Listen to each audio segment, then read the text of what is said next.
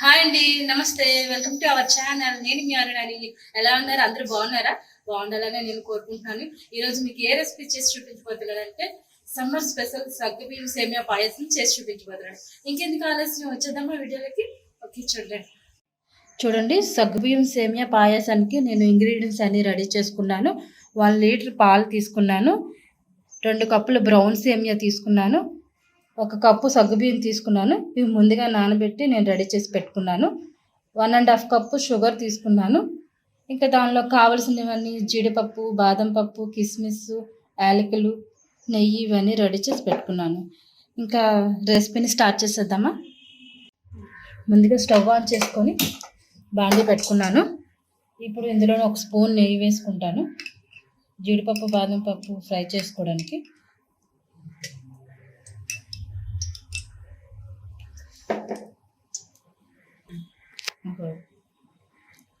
స్టవ్ని మీడియం ఫ్లేమ్లో పెట్టుకొని ఈ నెయ్యి హీట్ ఎక్కింది. ఇప్పుడు ఇందులోని ముందుగా మనం రెడీ చేసి పెట్టుకున్న బాదం పప్పు, జీడిపప్పు,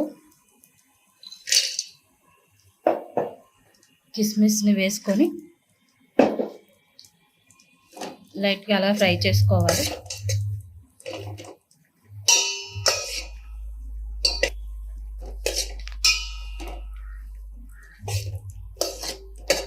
లైట్గా వేగిన తర్వాత తీసి పక్కన పెట్టుకోవాలి.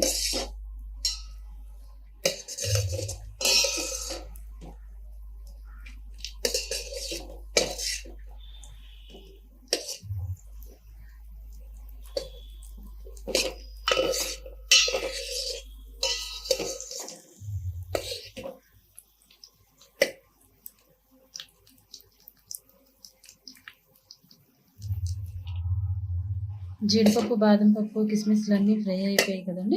ఇప్పుడు స్టవ్ ఆఫ్ చేసేసుకుందాం. ఇది తీసి పక్కన పెట్టుకుందాం.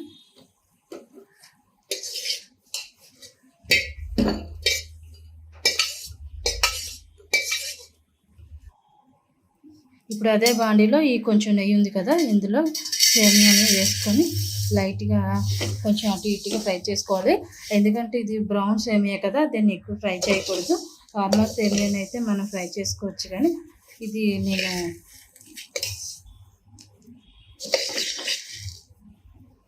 నెయ్యి ఫ్లేవర్ రావడం కోసం కొంచెం అలా ఇటు అటు కలిపేస్తున్నాను. 2 మినిట్స్ ఇలా ఫ్రై చేసుకుంటే చాలు. నార్మల్ సేమియా ఉంటుంది కదా, వైట్ సేమియా, దాన్ని గోల్డెన్ కలర్ వచ్చేటంత వరకు ఫ్రై చేసుకోవాలి. కానీ ఇది ఆల్రెడీ రోస్టెడ్ సేమియా కాబట్టి ఎక్కువ ఫ్రై చేయకూడదు. 2 మినిట్స్ ఆఫ్ చేసేయాలి. సిమ్లో పెట్టుకొని స్టవ్ ఇలా 2 మినిట్స్ నెయ్యిలో వేపుకున్న తర్వాత స్టవ్ ఆఫ్ చేసేసుకోవాలండి. స్టవ్ ఆఫ్ చేసుకొని పక్కన పెట్టుకోవాలి. ప్లేట్లో తీసుకుంటాను వేరేలో.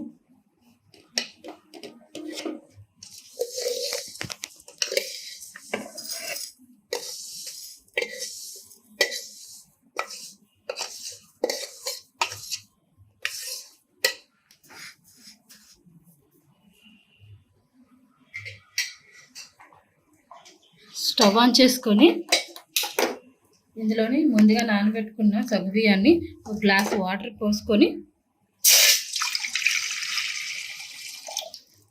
ఒక 10 నిమిషాల పాటు ఉడికించుకోవాలి.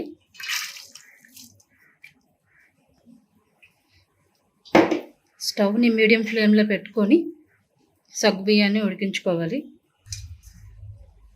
ఒకసారి ఇలా కలిపేసి మూత పెట్టేస్తాను. ఒకసారి మధ్యలో మళ్ళీ కలుపుకొని చూసుకోవాలి సగ్గుబియ్యం ఉడికాయ లేవా అనేది. ఒకసారి మూత తీసి కలుపుకుందామండి. చూసారా, సగ్గుబియ్యం ఉడికిపోయాయి. నేను ముందుగా నానబెట్టి పెట్టుకోవడం వల్ల చాలా ఫాస్ట్గా ఉడికిపోయాయండి. నేను పెద్ద సగ్గుబియ్యాన్ని తీసుకున్నాను. నేను ముందుగానే రెడీ చేసుకున్నాను. 1 లీటర్ పాలని గోరువెచ్చగా మరగబెట్టుకొని పక్కన పెట్టుకున్నాను. ఇది వేసేసుకుంటాను.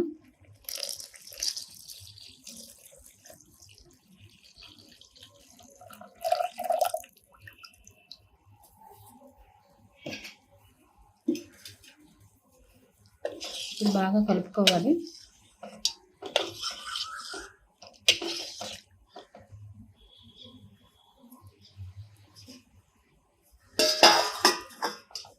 మూత పెట్టుకొని ఒక 10 నిమిషాల పాటు మరగనివ్వాలి.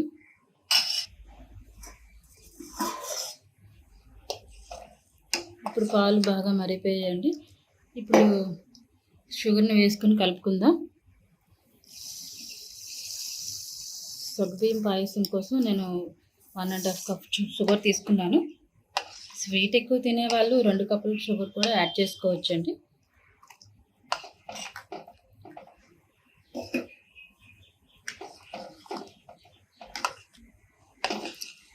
షుగర్ అంతా కరిగిపోయేటంత వరకు మధ్య మధ్యలో ఎలా కలుపుతూ ఉండాలి. ఒకసారి మూత తీసుకొని ఒకసారి కలుపుకుంటానండి. పంచదార మొత్తం పాల్లోని కరిగిపోయింది. ఇప్పుడు సేమియాను వేసుకుందాం.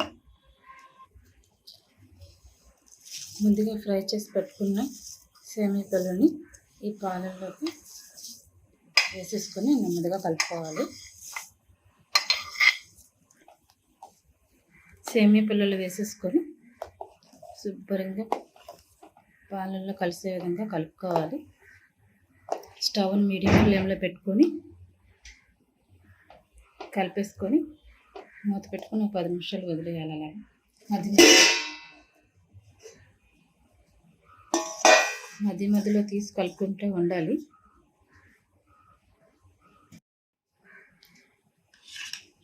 చూసారా, సేమియా అంతా కుక్ అయిపోయింది బాగా. స్టవ్ ఆఫ్ చేసేసి సర్వింగ్ బౌల్లోకి తీసేసుకుందామండి. సర్వింగ్ బౌల్లోకి తీసుకుంటున్నానండి ఇప్పుడు.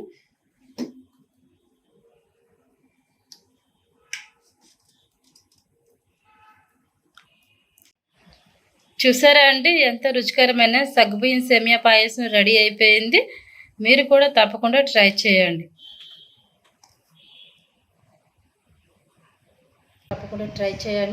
ఎలా కుదిరిందో కామెంట్ రూపంలో తెలియజేయండి. ఈ వీడియో కనుక మీకు నచ్చినట్లయితే లైక్ చేయండి, షేర్ చేయండి, సబ్స్క్రైబ్ చేయండి. Thank you for watching.